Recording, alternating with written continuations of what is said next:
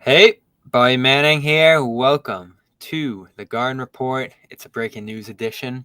A couple hours after the news here, getting started. Josue Pavon by my side, and Jimmy Toscano back from the fourth, joining us shortly. No John tonight. Hey Bobby, does Grant get a tribute video or not? A light one. You know they like to do Okay. those. They're pretty liberal with them. Yeah, that's true. Grant Williams gone. I don't think too big of a surprise to anyone. The way it went down here, though, is a little bit surprising. Celtics pull off a sign and trade with the Dallas Mavericks here. Long interested in Williams, long linked to him. Most recently, The Athletic had written that Atlanta, Dallas, a couple other teams, Charlotte, I think, became a hot late suitor here on the mid-level. And that's ultimately what Grant signs for here, with the Celtics helping them out. Dallas did have its mid-level. Celtics, I guess, in a way, help Dallas move off a little bit of money here because they're getting hard capped by this move, and some picks coming Boston's way, I guess, as value. They were looking for a first rounder, according to reports, for Grant in a sign and trade. Instead, they'll get 3 seconds here. 2 in the immediate future, I think 2024 and 5. And the 28 is a pick swap, right? I want to say. Yeah, I think that's the one. So, first reaction, Josue, I'll throw it to you.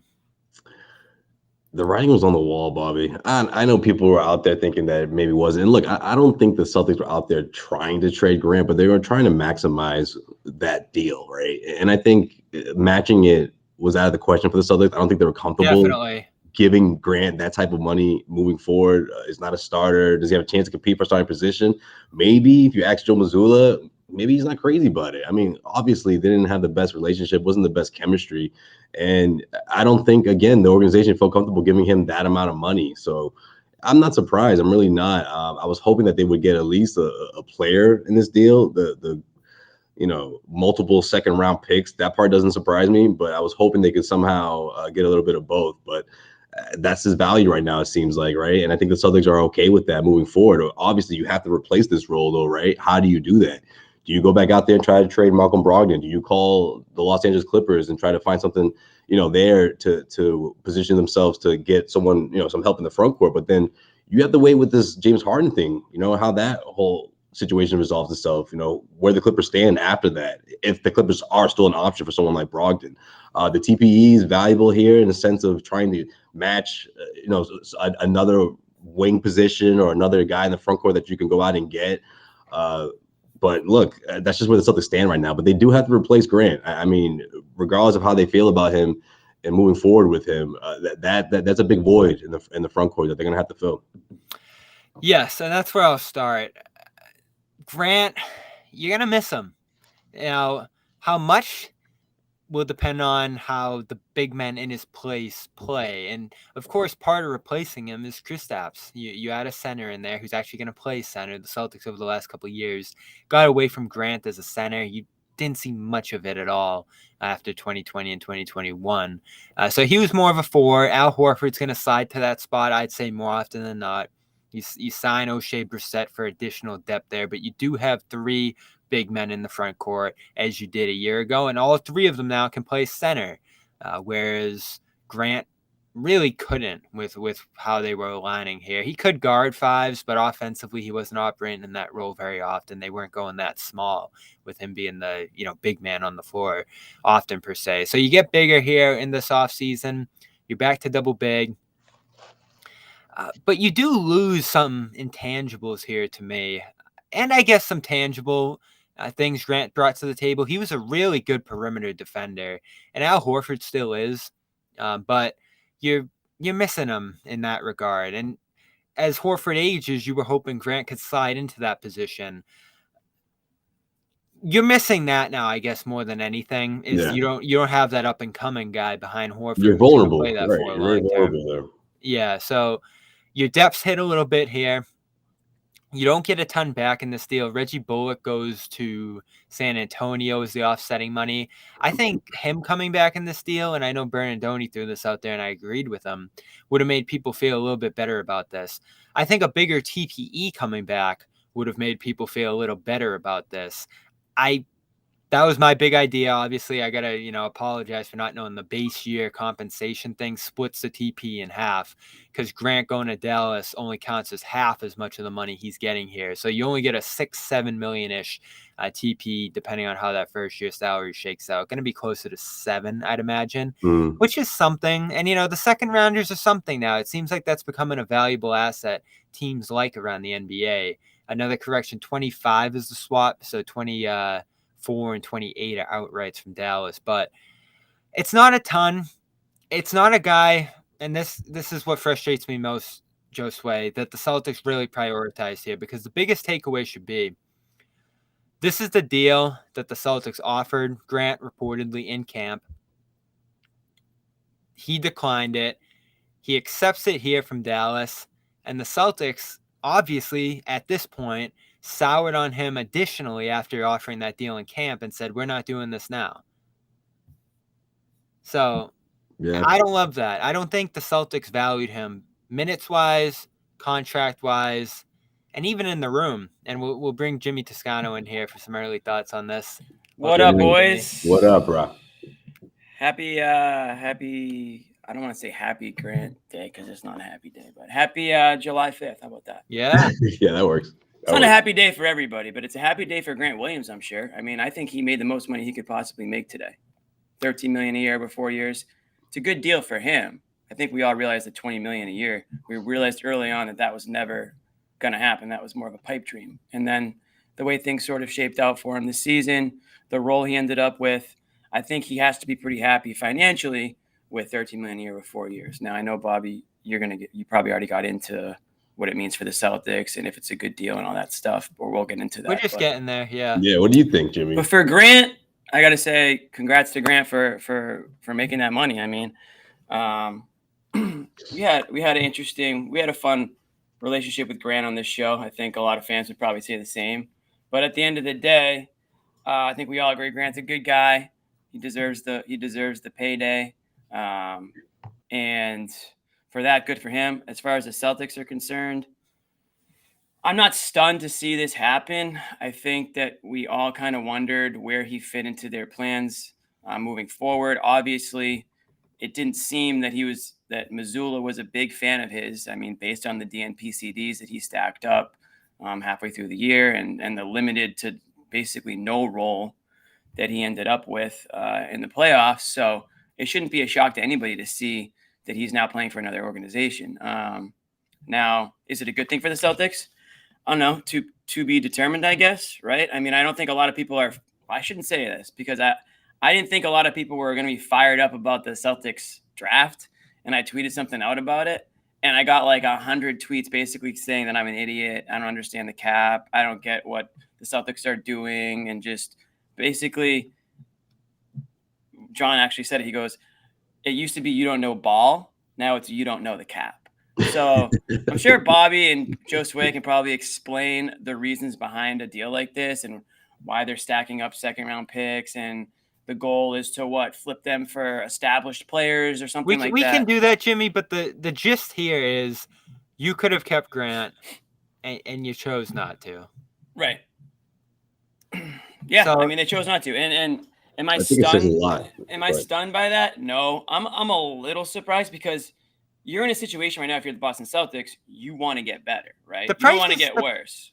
The price is a little prohibitive here, Jimmy, but you've covered a million signings in a million different sports, and I think like Bogarts was the latest one where you're like, whoa, like walking out the door, you're just like, whoa, this number's crazy. And, that was a crazy deal. Different situation. But is this a deal you look at and go, whoa, they couldn't do this? It's not a deal I look at and go, whoa, but it's literally the most I thought Grant was probably going to make. And I think if the Celtics signed him, I would have said, I mean, all right. I mean, they obviously think this guy is going to have a bigger role than he had last season to give him $13 million. This seems like a deal that like the Knicks would sign. Like this is like a Knicks, like it's like a player who is average and he's getting $13 million a year. Is it a tradable contract? Sure, it's a tradable contract because it's $13 million a year. But I'd be surprised if there's anybody out there who's going to be like, yeah, we need Grant Williams. Like he's the focal point of the trade that we're looking for. He's a salary cap, match guy, right? I mean, he's a role player. He's situational. He's going to be on a completely new team now, so it will be interesting to see how he fits in with those guys and what role he has there. But on the Celtics team, let's face it, he was, at best, he was going to give you 20 okay minutes, and give you some energy and hustle. I'm not going to fault him for firing Jimmy Butler up. That was, a lot of people. One of his final moments. That'll be the last thing Poke the bear. That'll be the last thing people say about him. But to be honest, I think that was, something that he should be, commended for, and not, to an extent. You want to have attitude, you want to show that fire. And when he played hard. He may not have, he wasn't the most talented guy on the court, but he played hard. He played tough. He probably played a little bit too, more out of his pay grade sometimes than he should have. Maybe that was an issue and why he found himself on the bench at times.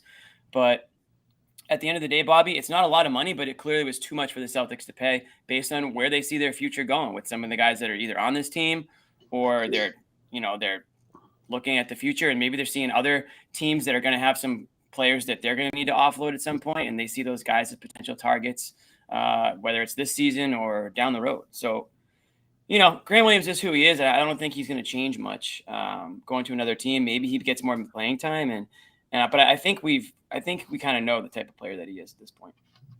Yeah, it's a commitment, right, Jimmy? I feel like the team just wasn't ready to make that commitment with Grant. And Right. People can say what they want about what happened last year, relationship with Joe Mazzulla, but at the end of the day, that's what it boils down to. Is did they trust this guy enough to put him into their future? It is long term, especially now in the NBA, right, with the new CBA and having a guy on the books for another 4 years that you not quite sure what his role is, right? He never really defined that. And sure, he didn't hit it off with Joe Mazzulla. It changed a lot.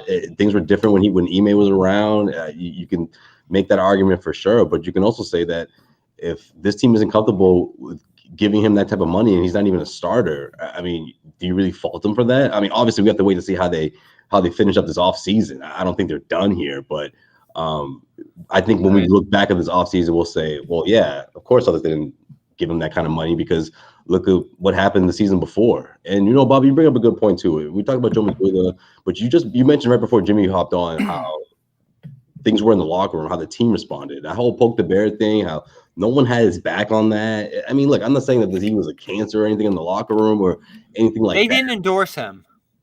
No one endorsed him. They didn't. I wouldn't say no one. I think Tatum stood in his corner. But to and me, that night, though, I feel like that night, it said a lot. No, yeah. That night he didn't, but I think generally Tatum stood. Generally, he's the one guy that would joke around and say like it rents his guy and all that. Right. But I don't think it was one of the. Again, I don't think it was this team is like, man, we need to get him out of here. But he's replaceable. I just think that's what it came down to. That we can replace this guy, and if we can save a whole lot of money doing it, let's do that because we have this massive supermax or close to supermax, whatever the situation is with Jalen right now, that they have to tend to after all these offseason moves are done. He is replaceable, Josue, and I think that's what it came down to. Easily what? Replaceable? Yeah. On a team like this, not should be. Not today. I mean, listen, when it comes down to it, are the Celtics worse today than they were before the trade, assuming it's either Grant Williams or draft picks? Yeah, they're worse. They lost a guy who was a part of their team for, who knows, a few picks that maybe they can flip. I would imagine the goal is that they could flip them down the road. But roster-wise, yeah, they're a little bit worse. So if you're a Celtics fan today, you're not thrilled about what's happened over the last, couple weeks, right? I mean, it seems like there's a delicate balance here of trying to, stay a team that's considered a title contender or one of the best teams in the league, but also try to prepare for, these cap situations that are going to come down the line and giving a ton of money to Jalen Brown, which I know we're going to get into that at some point later on in the show.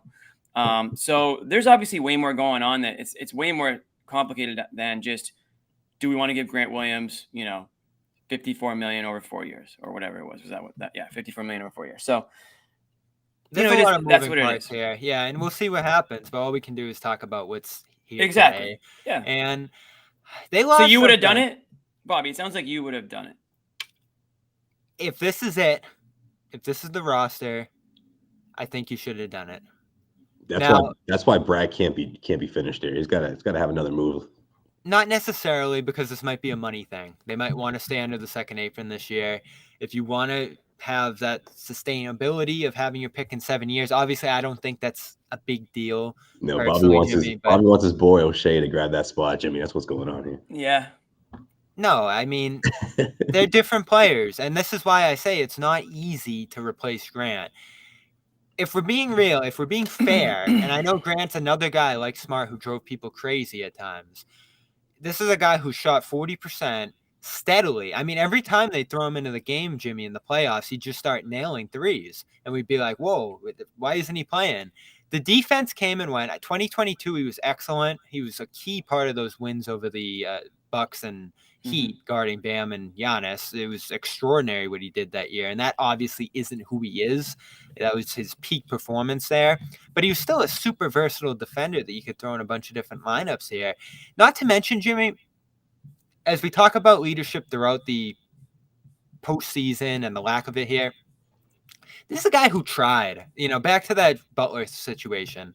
Caught a lot of flack for it. A very weird fallout to that, as Josue said, the team not stepping up for him in that moment. Hated it. I absolutely hated it. It said more about the team. It said more about the team than it did Grant, as far as I was concerned. And it reflected a year where they really relegated him. And, there was reporting after the season that Tatum and Brown went to Joe and was like, you got to play this guy more.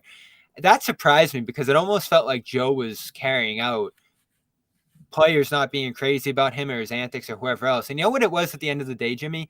I don't think this front office loved him. They bring in Gallinari. They try to replace him that way. That doesn't work. They bring in Muscala. Try to replace him that way. That doesn't work. Now they're bringing in O'Shea Brissett. We'll see. They have a lot of draft picks. They have Jordan Walsh. But they don't think he's worth the money, Jimmy. That's all this says. And maybe not, but the thing about these deals is you can sign them and trade them down the line. They're not difficult to move. And to give them up for, yes, you get a couple seconds here, and we'll see how those play out. But you're a championship team that lost a nice depth piece here for nothing, effectively, today. I mean, that's the half of it that people on your side agree with. You lost a guy who is a piece.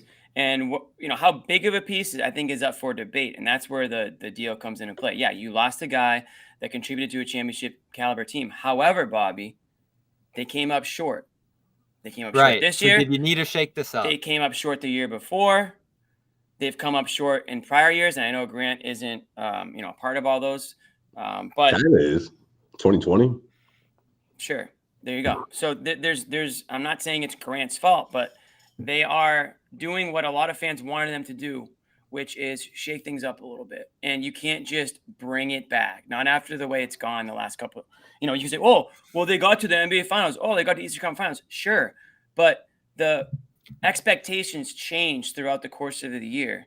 And in that sense, they underperformed both years based on the roster they had. And I think that, the Smart move is more indicative of that. This one to me is just a little bit of money trimming along. It might be. It might be. You know what? Yeah. Unfortunately for Grant, I guess. And that happens. If John was here, he'd say you can't keep everybody. Exactly. You can't. And Grant isn't good enough. I hate to say it. Grant isn't good enough to just say, oh, we'll figure it out later. He's not. He's just not. He's not that.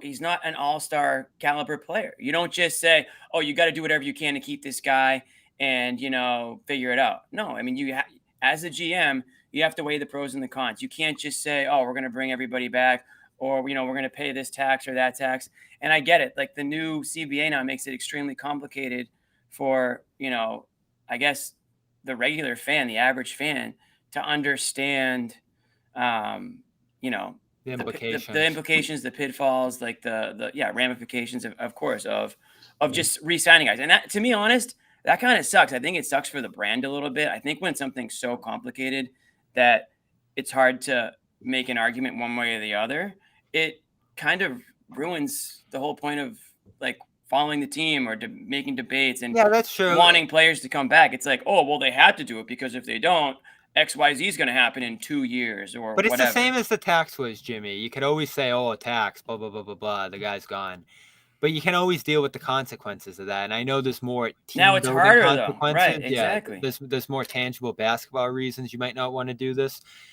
But as I've said all along, I don't find them that impactful. Especially, we actually got the document, read through it a week ago or so here, and it's just you lose a pick in 7 years. You can't sign a mid-level guy. It's not a huge deal. The one thing that is a big deal is if you go over the line, doing trades becomes a little That's bit what more it is, Bobby. complicated It's here. that's the biggest thing, I think, is doing trades. Yeah, having flexibility. And yes, as you say, in general, not having this contract on the books makes you a little bit more flexible. But would you have done it, Josue? Would you have matched?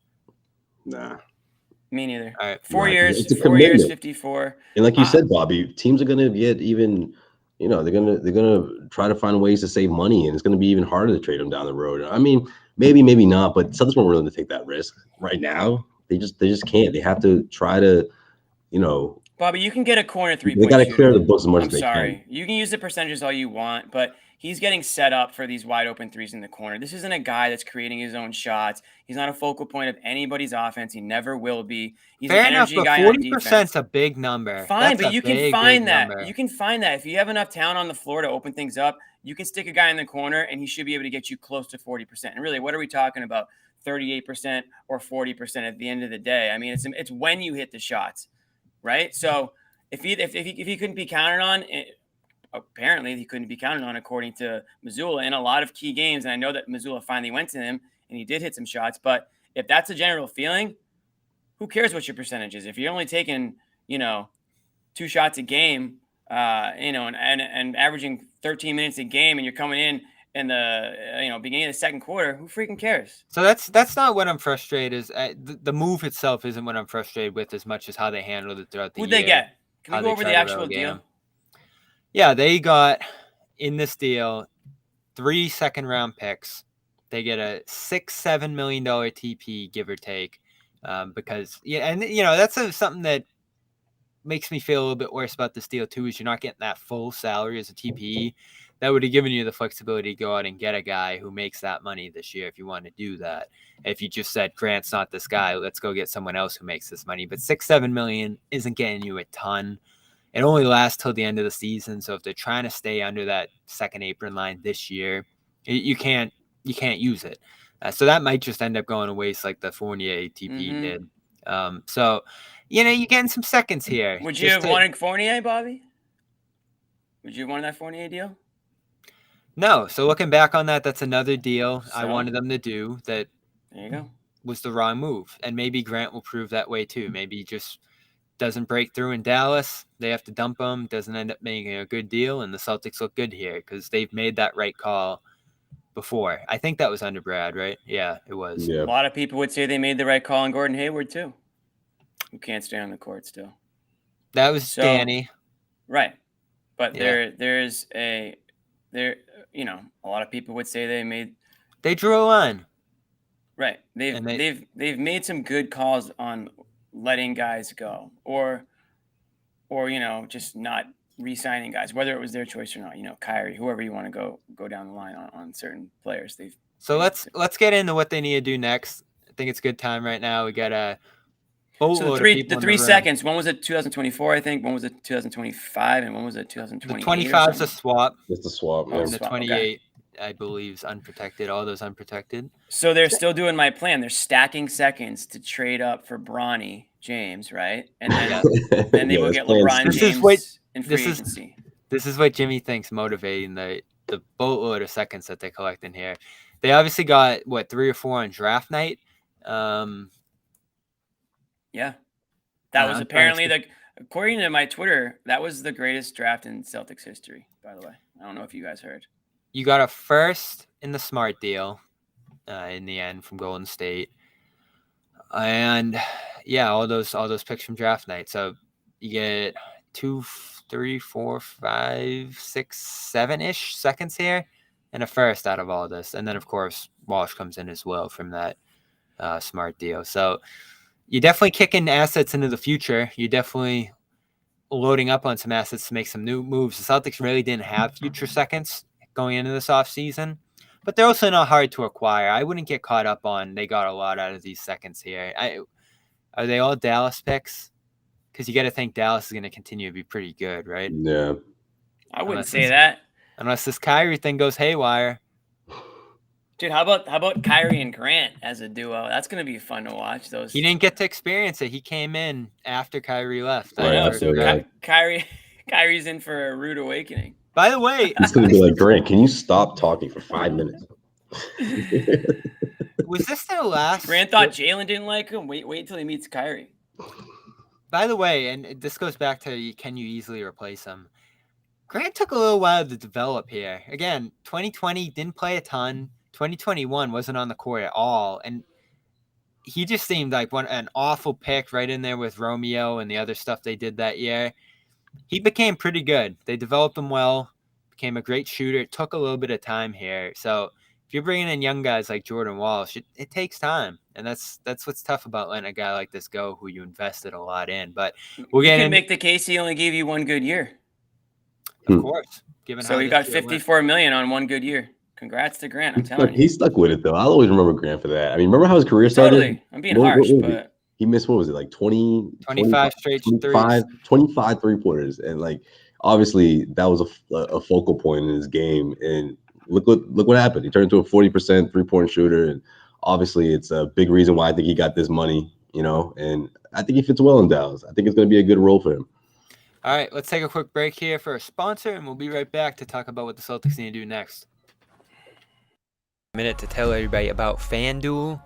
Take your first swing at betting MLB on FanDuel and get 10 times your first bet in bonus bets up to $200. That's right. Just bet $20 and you'll land $200 in bonus bets. Win or lose, that's $200. You can spend betting everything from the money line to the over-under to who you think is going to hit the first home run, all in an app that's safe, secure, and super easy to use. Plus, when you win, you get paid instantly. There's no better place to bet MLB than FanDuel, America's #1 sportsbook. So sign up today and visit FanDuel.com/Boston to get up to $200 in bonus bets. That's FanDuel.com/Boston. FanDuel, official partner of Major League Baseball.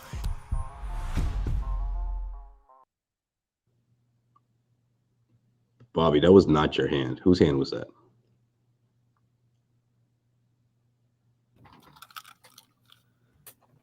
Oop, we're back. Oh, we lost Jimmy now. Lost Jimmy. So the ad took him out. All right, pop out back in, Jimmy. Yeah, didn't sneak in the bathroom break on time, Josue. I tried. That was pretty quick. That's something that you used to do back in the day on radio. Yeah. Not bad. All right, shout out to FanDuel, FanDuel.com/Boston. What do they need to do next here, Josue? Is this it? No, it can't be. Can't be it. They got to address the front court one way or another. Maybe it doesn't cost them Brogdon. Maybe it's not the case, but then Can I you don't hear know me? that. Yes. Yeah, we got you now. All right, real quick, Josue, before we get started. What did I just watch? We're not doing live reads anymore? Oh, yeah, you haven't been on in a while. One of the commercials. Yeah. Bobby, you sound like David Allen Boucher on that read, dude. I know whether to bet or to slip into my PJs and chill. Quite the voice on that read. I gotta tell you though, Youngins might not remember. I didn't catch you. I tried to sneak in a bathroom break there, Jimmy. I mean, Youngins might not remember David Allen, but that's a great call. Yeah, it was a throwback to the OGs who was that Magic 106.7. Yeah. You know what's crazy about him? One day I was like, what's this guy look like? I gotta figure out what this guy. I went on their website. It's just a shadow. Like yeah. You never know. Can't see him. Serious. You don't know who he is. No, but you know that what voice. he is. You know that voice. You know that voice. Anyways, all right. Yeah, I'm sad if I can't cut in on ad reads anymore. I'm gonna have to. He actually just retired a year ago. It feels like so long ago, but that was last year. Did he, Josue? Yeah. It's not as nearly as big as it was before, but yeah, it was last year. Should we? Do you know what everyone wants to talk about right now? And we should just David Allen Boucher. Boston DJs, legend. We'll get to why what they need to do next year and the Grant stuff at the end. But people are asking, and people want to hear us talk about why the Celtics haven't signed Jalen Brown. We're trying to keep him on a little bit longer, but okay. No, this is big. We got to talk about this. We got to address it. Why haven't they done this? All these Yes. extensions started flying through. Desmond Bain, Tyrese Halliburton. I don't think any other Supermaxes have come through here. I can't think of who's available off the top or who's eligible off the top, but he was eligible to sign this when July opened, and it hasn't happened, and there really haven't been whispers about it, just reassurance that it's going to happen at some point, and they're just focused on other things. Well, the Grant thing's done. You would have to think this is going to come through in the short future, if that's true. You would have to think, but you wonder if there's some negotiating going on here, right? Maybe that's something Celtics have to take into consideration. That's the most likely explanation, right? Well, after the Kristaps Porzingis trade, and obviously Jason Tatum coming up, but yeah, the Grant move certainly pushes things further, right? I feel like the Celtics should be close to that point, but I think with everything else going on in the NBA, though, all these big names that are being, involved in trade rumors, trade requests, obviously. I think if you're the Celtics, you're smart and waiting to see how everything, how the dust settles after all that, and see if you can get in there and get somebody else or do some kind of deal that falls into your lap, so to speak, right? So I think there's a big part of that as well. But if I was a betting man, I say they get this thing done. So you're talking about trading him? No, not trading Jalen. I mean, like trying to do another deal for one of those guys that get left out to the side of one of those trades. Right? Not signing Jalen doesn't prevent you from doing that. Jalen's money starts next year. His money's the same this year, $30 million. So these explanations I keep reading that I'll give you an explanation. Yeah, but if you're trading for a guy with 2-3 years on this deal, it kind of changes things, right? I feel like the Celtics have to kind of, the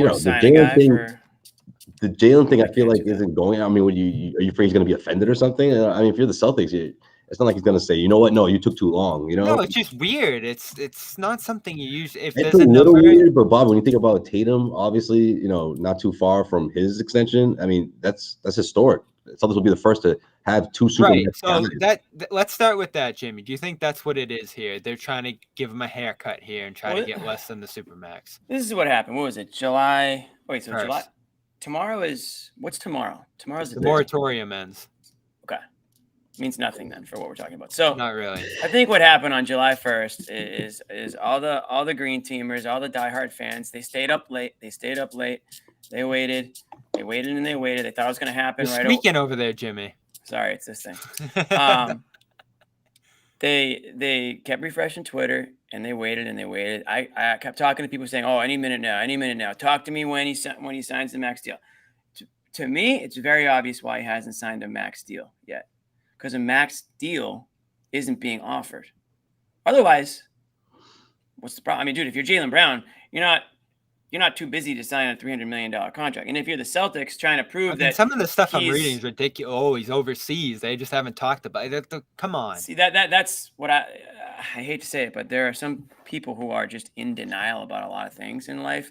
And if you're a Celtics fan, you might be in denial about some things related to the Celtics. And one of those things, I would be stunned at this point if he's getting a max offer. And whether or not you think he deserves it or not is a different story. But the point is, they might be offering him 5 years. I'll tell you what, I tweeted this a couple of days ago yesterday because I thought it was interesting. Windhorse was on ESPN and he said something about 5 years, $270 million is a lot of money. And I know that he probably just misspoke, but it got me thinking, wow, I wonder if he heard something thinking that maybe that's what the offer is. Or maybe it's $5 million about that, Jimmy. a year. This is a 5-year deal. So if it was 270, you're cutting like $2-3 million a year off the deal. Like, does that make any impact at all? $5 million. 5 times 5 is 25, right? Yeah. Don't make me do math.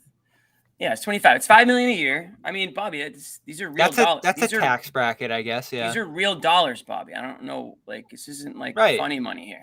So you think it's a money thing that they're just trying to cut down the money here? I don't know. What else could it be? It's not going to be. What else could it be at this point? At the end of the day, no. Don't they have leverage? Don't the Celtics have leverage here? They have leverage. So if you're a businessman, if you're a good one, you're not just going to, blow all your money just because you want everybody to feel good. You got to make the smart business decision. Jalen Brown can make a ton of money still on the Celtics, more than he can on any other team. So it's still in his best interest to sign a deal if, in fact, the Celtics are offering him, close to what the max is. But at the end of the day, they have to decide on whether or not just like they have to decide with every other star that's come and gone through Boston over the years. Jalen Brown's not the first one, right? And he won't be the last. So I don't know what the reason is why Jalen Brown hasn't signed a deal yet, or why it didn't happen at the strike of whatever the time was supposed to be, 5 o'clock or 6 o'clock. But to me, my antennas are up now, and they've been up for a couple of days now, because there's no word coming out. Nothing's come out, right? It's been very, very quiet. So we talked about Jimmy's got Dame on the mind. I'm gonna go. That's there. interesting. That's very interesting. I think they could be waiting here. Hey, you never know. We talked about giving him a haircut. Does that help you? Does it make any impact? Blah, blah, blah, blah. I think when we talked about this last, we all agreed that, or I guess I don't know who agreed on what, but we mentioned, is it worth pissing him off and getting into that give and take, or even kicking it to next offseason when he becomes a free agent over trying to save a couple $1 million a year here? I don't think so. Is it worth pissing him off, Bobby? He's going to make more money than anyone could ever dream of in a million years.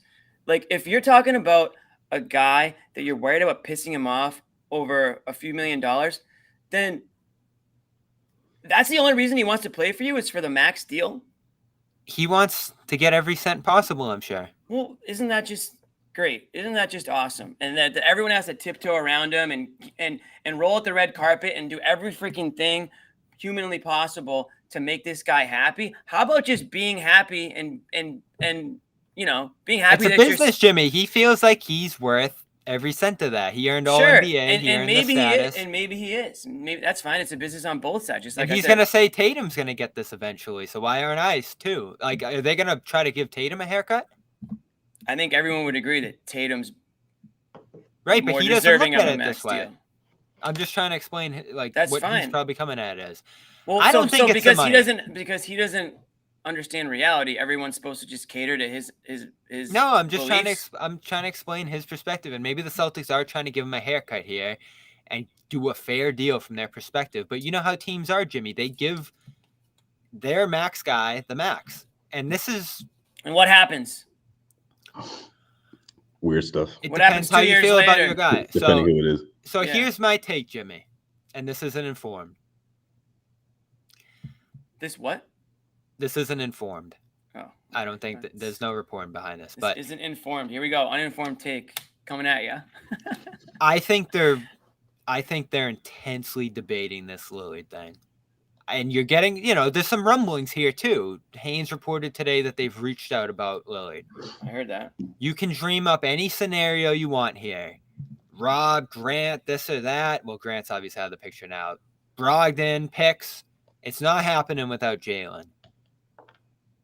I think there's a real debate going on behind the scenes here of whether or not they should do a Brown for Lillard deal. And it's not getting out, which is smart. We talked about this. It shouldn't get out if they're considering something like this. I'm sure they haven't offered Brown because then it would get out. But I think they're talking long and hard about this because once you sign Brown to the Supermax deal... They can't get Lillard without giving up Brown. That's what you're saying. Yes, and once you sign Brown to the Supermax deal, you can't trade him for a year. So you're out on Lillard. I understand that, yeah. So I think, forget the money, forget him being in Paris and not having his phone on him. I think they're debating Brown for Lillard right now. Because again, you can pay Brown $50 million or you can pay Lillard $50 million. And that's a real debate. Who's worth $50 million? Like you said, Jimmy, if you don't think Brown's worth $50 million, you're not going to try to cut $5 million a year, do this or that. You're going to trade him for a guy that you think is worth that. And maybe they look at Lillard or someone in there looks at Lillard and says, this is who we need to go get. Talk about a shakeup. His contract right now, year over year, is fine. It's the last year that everyone's like, the last 2 years where the extension starts. Yeah. Right. Those are big. Those are wild numbers. Right now, it's fair money. So what do you think, Josue? Is this something they should think about? I think it's something worth considering. I think it's something that you have to talk to Tatum about a little bit, see what he thinks. I don't think that he should be the ultimate guy who decides what happens there, but you have to see how he feels about something like this, right? And and wasn't there reporting from March? I was going to say, according to reports, he's been trying to recruit, quote unquote, or has been trying to get that idea into Lillard's And that's head. a big deal, Jimmy, because again, it's a pipe dream to land Lillard without Brown. So if Tatum's out there recruiting him, that How says does- a lot. Well, how does I don't Jalen feel even about know. that, right? Yeah. You know, does that include And again, I him think that's something leaving? that was just said on TV Most or likely, something. right? But Yeah. I'm not going to put too much stock into that because who knows what could happen. yeah, What players are saying to each other. And, maybe Tatum does think there's a way that they can get Lillard and keep Brown. When you're a player, you just want to stack talent. You don't really care about, yeah, you're not thinking about you're the not a cap and how the GM. trades work. Yeah. Yeah. You expect these guys to understand the ins and outs of the cap. They don't. That's not a knock on them. Nobody understands them really. But point is, if a guy like Lillard's available, he's like, yeah, that would be sick to get Lillard. Like, that doesn't mean like screw Jalen Brown. That just means like, oh, it'd be awesome to get him now. Right, exactly. You don't know what that means for Tatum. Right. Yeah.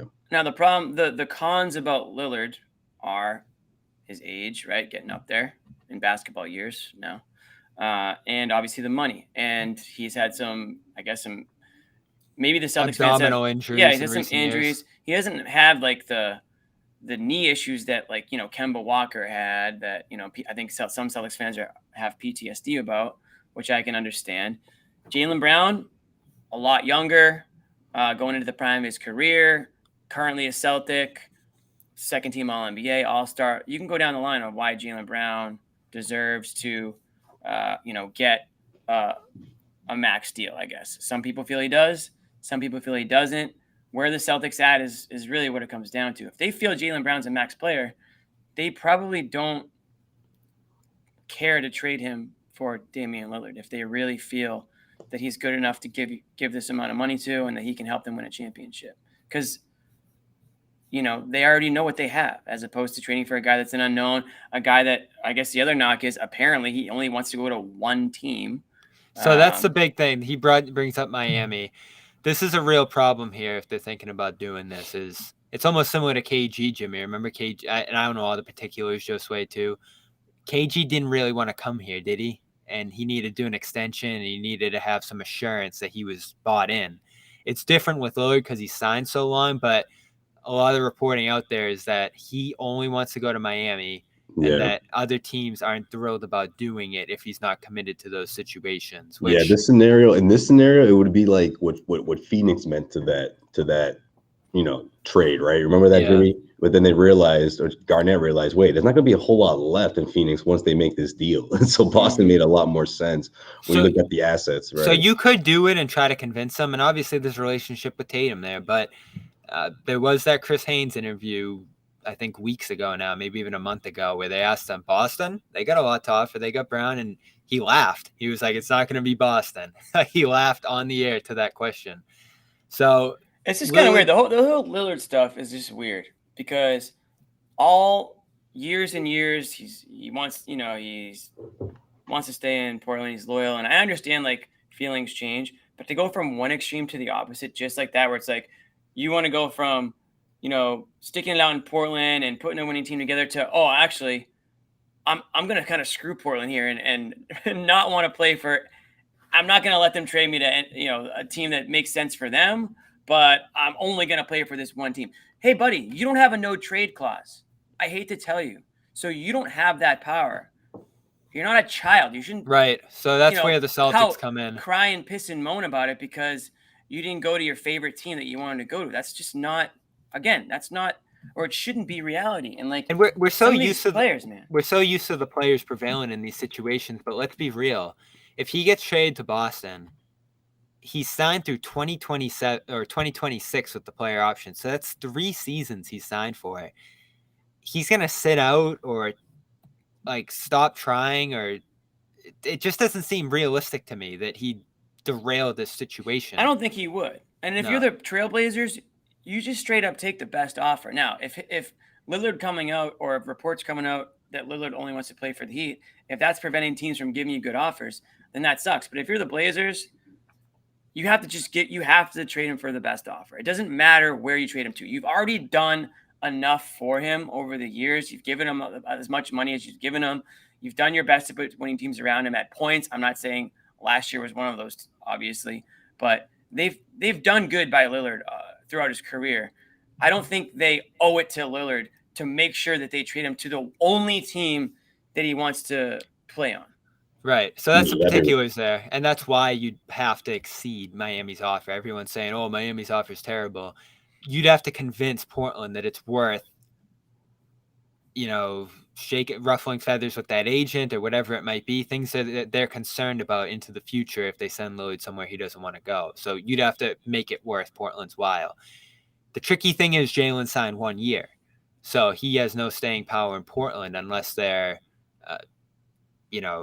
in agreement with him, wink, wink, nod, nod. We're going to get something done at the end of the year because the money is fairly comparable. The Blazers get Jalen's bird rights.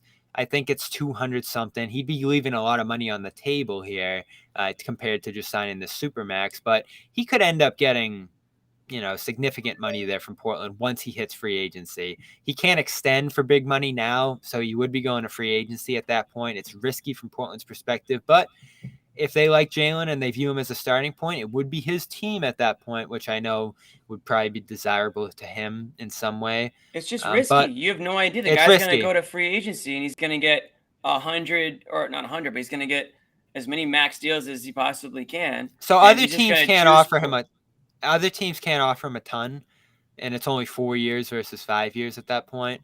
But if he doesn't want to be in Portland, he doesn't have to at that point. Right. This is all stuff that's going to be figured out if a deal like this got done. The side that's interesting for us, obviously, is do you want Lillard? I think there's a strong case. It's a juicy question. Your biggest issue in recent years has been crunch time. He's one of the best crunch time players in recent history. I mean, look at the moments he's had in those situations over the years, in the playoffs too. Your issue's been ball handling at times. There's a high-level point guard, high-level ball handler. He's going to say it. And, you again, balancing who do you want to pay $50 million to per year, Brown or Lillard? I'm a no. Whoa, after all that? Yeah, that's kind of build up. After all that? I'm a no, and it's close. I think there's a real debate. I think it's very enticing if you don't want to pay Brown that $50 million. Give it to Lillard, who I think is proven and shown that he's worth that.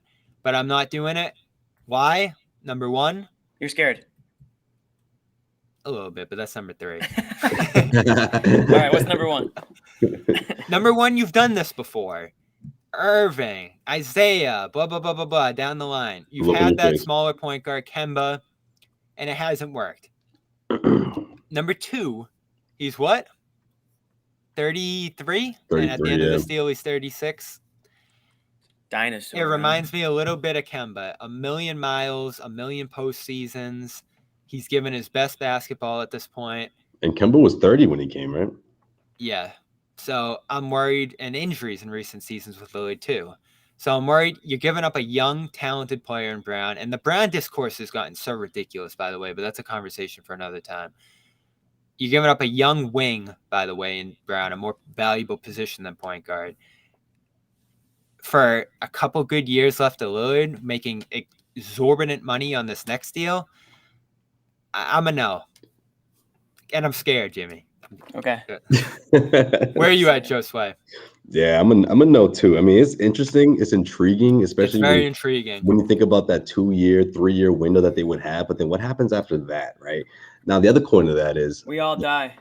I'm not going to sit here and say that Jalen signs his max deal and then all of a sudden he stays and they go off and win 3 or 4 championships. No, I don't have those green goggles on, guys. Like, look, I gotta see it to believe it. I don't know if Jalen even finishes out this contract, but that's another factor. I'll take the Celtics risking that over putting Dame into the situation. All of a sudden, it's like, oh, here you go, man. Here's the keys. That Marcus used to sit right here. You're the new starting point guard. Again, it's intriguing. I love to see what that team would look like for the next couple of years, but I don't think it's a promising core that's gonna go out and win you 3-4 champions. You know what I mean? I don't think you see a new dynasty. I just think you see a 2 or 3 year window where you have a crack at it. And the same thing could be said about Jalen as well. But I feel like with Jalen, there's more security in the sense of he's been through it, right? He's ready to take that next step, or at least it seems that way. Look, historically, year after year, he gets better and better. in terms of being that leader, and when you need him down the stretch, he's got to still prove that. Obviously, off of this Game 7, the way this team went out. No, and there's a little bit more security there, as you said, Josue, and a guy who's going to be signing a 5-year deal. Not necessarily asking out after the first year or two wouldn't be a good look. I don't think it would go well, and I don't think it'd be that effective for him ending up where he wants to be after this deal.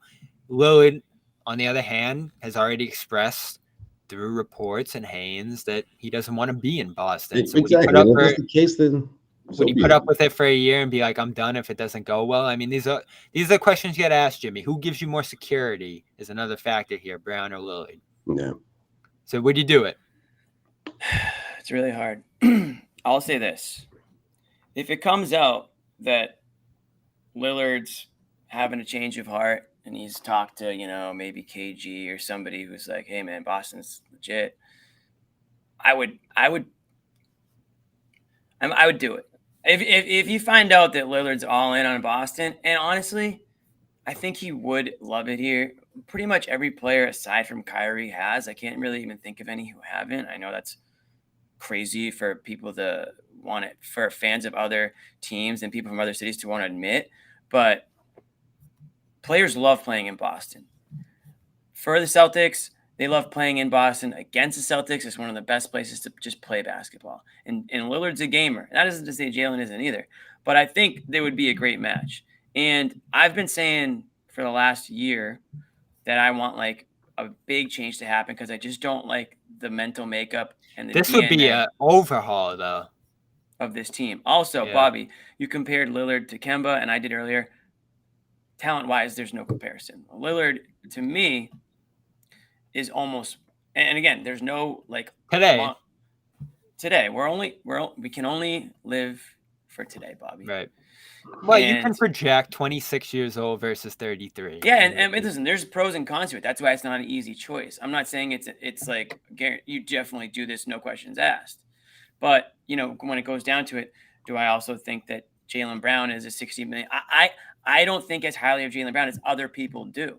So that's why I'm leaning towards making that trade if you find out that Lillard is all aboard and is willing to buy in. And I think that combination of Tatum and Lillard, to me, that's a better combination right now than Tatum and Brown has been. And I know they've been a great duo, and they've passed so many, historical marks per, at certain games. But when it comes down to it, if you're talking about championships, I think that Lillard's a great match. Can play alongside Tatum. It helps you with that guard position. You just got rid of Marcus Smart. I mean, there's still other needs that you're going to have to address. And so that's kind of where I'm at. But do I think it's going to happen? No, I actually don't think it's going to happen. I think Jalen Brown will sign a deal with the Celtics, and they will, bring those two back together and see what happens. And honestly, if that happens, I don't think you'll find too many people kicking and screaming about it. I think it's still the extreme, most likely situation. But the fact that this player is available at this point in time does make it a very intriguing option for me. So that's where I'm at with it. So yeah, I mean, gun ahead, I can't do it unless I know Lillard's in. I don't know enough. It sounds like he's not. So in that sense, I'm probably not doing it. But if I heard or got an inkling, or if the Celtics found out that he was, and what would he do? I mean, they would do what he needs, Jimmy. He needs that conversation with Chauncey Billups. Bobby, I'm just tired. I don't want divas who are going to be kicking and screaming. Billups had that conversation with KG, man. He was one of the guys that convinced him. Right. There you go. Right. So you need to be convinced. You're right, Jimmy. I don't think Portland's at that point. Portland's not at that point where they want to convince him. What's so good about Portland? He stayed there for that. Portland stinks. I've been to Portland. But it's his team. Stinks as a city. Oh man, it's just Nike. There's not a whole lot going on in Portland. It kind of smells in Portland, to be honest, too. I talked to Melo when he was there. He was like, the sun's coming out finally. Yeah. In other words, he wasn't feeling it. Yeah. Portland's, listen, out of all the cities that you can go visit, if you're somebody who hasn't really traveled the country, Portland should be pretty low on your list. There's another factor here. That's not to say, real quick, that's not to say that the Pacific Coast isn't beautiful. It is. I would still tell you to go to the Pacific Coast, but you don't need to go to Portland. You're better off going to Eugene Eugene's a much better city than Portland. All right, that's it. Thanks for the tip. I think Pritchard agrees probably. There's one more factor here before we get out of here. I do want to discuss that kind of wraps everything together here that I find interesting. Josue alluded to it a little bit earlier.